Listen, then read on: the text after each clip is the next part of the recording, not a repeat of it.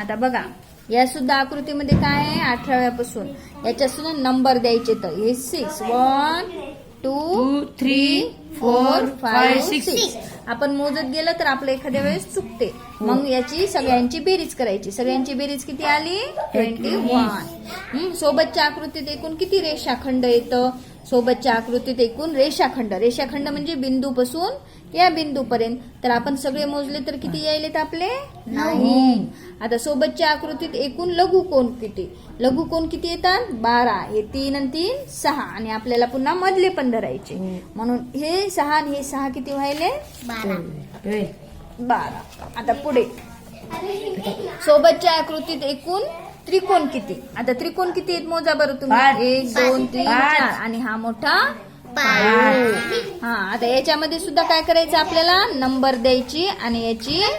addition करायची या सर्वांची जर ऍडिशन केलं तर उत्तर किती येते आपलं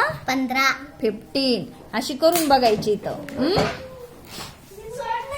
उत्तर किती येते 15 आता इथं प्रश्न क्रमांक 22 च्या आकृतीत विशाल कोन किती आहे विशाल कोन हा सर्वात मोठा एकच व्हायला की नाही बाकी सगळे इथपर्यंत काय येतं 90 अंशाचा कोन म्हणून फक्त एकच व्हायला आता सोबतच्या आकृतीत एकूण रेषाखंड किती रेषाखंड मग असं तुम्हाला मोजावं लागते तर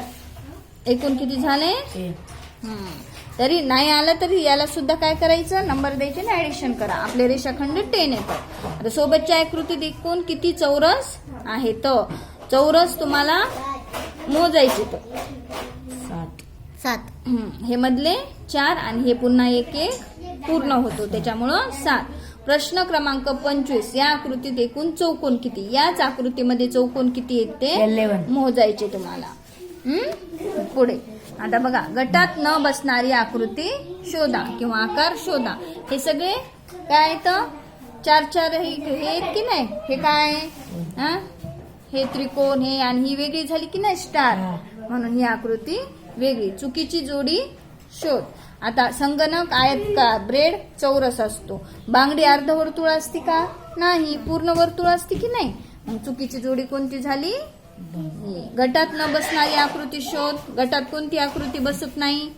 4 याला सगळे 4 बाजू आहेत की नाही त्रिकोणाला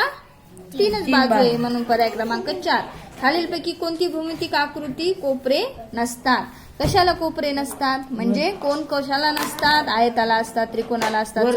वर्तुळाला नसतात आता खालीलपैकी गटात न बसणारी आकृती सांग हे सर्कल मध्ये हे सर्कल मध्ये आणि ही कोणती आहे